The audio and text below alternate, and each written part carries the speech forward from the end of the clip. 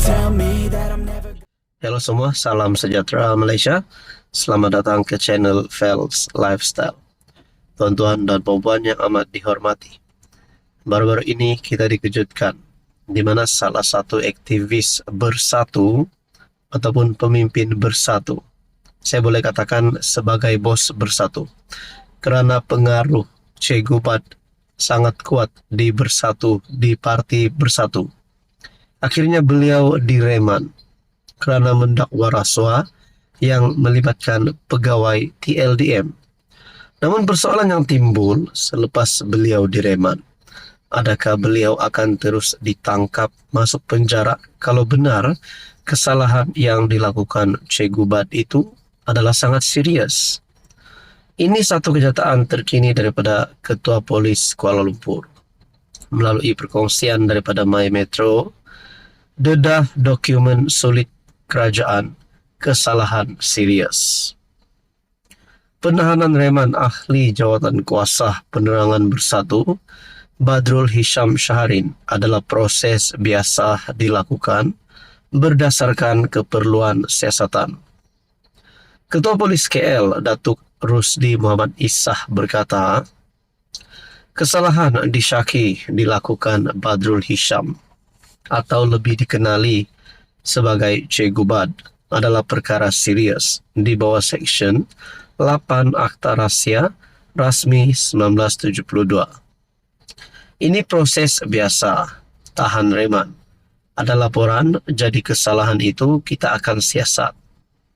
Kesalahan itu benarkan kita membuat tangkapan dan ada keperluan, kita akan tangkap bergantung kepada siasatan. Berdasarkan Seksyen 8 Akta Rahsia Kerajaan, kesalahan sangat berat, membabitkan dokumen kerajaan. Walaupun cuma salinan, kita nak tengok siapa yang ada dokumen hak milik kerajaan itu, sebab dia, Che Gubat, tidak bekerja di situ katanya. Beliau berkata demikian kepada pemberita pada Majlis Serah Terima Tugas Ketua Polis Daerah Dang Wangi di IPD Dang Wangi. Media melaporkan Che Gubat ditahan di Ibu Pejabat Polis Daerah IPD Putrajaya, dipercayai berhubung pendedahannya mengenai isu rasuah membabitkan pegawai tertinggi TLDM. Susulan itu Che Gubat direman 2 hari di Mahkamah Magistrate Putrajaya bagi membantu siasatan polis. Terdahulu, Harian Metro melaporkan Che Gubat ditahan polis. Dipercayai berhubung dakwaannya mengenai isu rasuah membabitkan pegawai tertinggi TLDM. Artikel disiarkan pada 29 Julai 2024. Nah, menjadi persoalan kalau benar dedah dokumen sulit kerajaan adalah kesalahan serius menurut Ketua Polis, sudah pasti kita menantikan apa yang berlaku seterusnya kepada Che Gubat. Adakah beliau berisiko untuk terus ditangkap? Apa komen anda berkaitan dengan isu panas ini? Halo semua, salam sejahtera Malaysia, tuan-tuan dan puan-puan yang amat dihormati. Saudara-saudara, ini satu keputusan mahkamah yang pasti mengejutkan Muhyiddin Yassin sebagai seorang ahli politik yang pernah menjadi Perdana Menteri. Berkaitan dengan ini, saudara-saudara, melibatkan nama bekas Menteri Keuangan yang dulu yaitu Lim Guan Eng. Ini adalah satu isu yang mengaitkan kedua-dua pemimpin ini, Muhyiddin Yassin dan Lim Guan Eng. Berkaitan dengan pengecualian cukai Yayasan Al-Bukhari, rupanya ini pendedahan terbaru daripada peguam Lim Guan Eng. Adakah dengan ini Muhyiddin bakal kalah ataupun terpelanting? Kita nantikan. Pengecualian cukai Yayasan Al-Bukhari dibatalkan masa Muhyiddin jadi Perdana Menteri, menurut peguam Lim Guan Eng.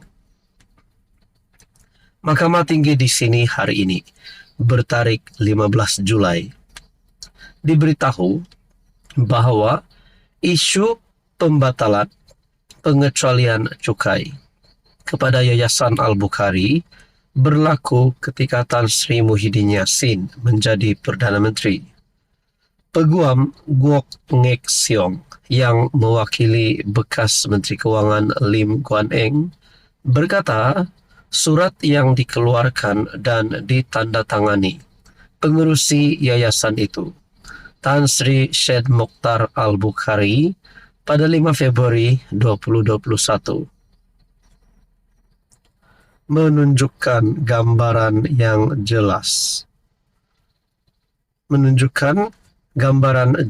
Berhubung perkara berkenaan. Ngek Siong berkata demikian melalui pernyataan pembukaan dalam kes saman Guan Eng terhadap Muhyiddin yang didakwa mengeluarkan 3 kenyataan fitnah membabitkan isu pembatalan pengecualian cukai ke atas yayasan berkenaan pada 9, 11, dan 12 Mac tahun lalu melalui laman Facebook milik ahli parlimen Pago itu.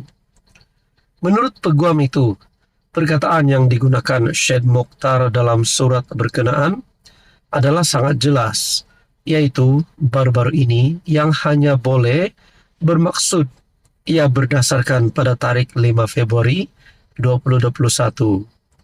Ia hanya boleh bermakna bahwa pembatalan itu sememangnya berlaku ketika defendant yaitu Muhyiddin menjadi PM.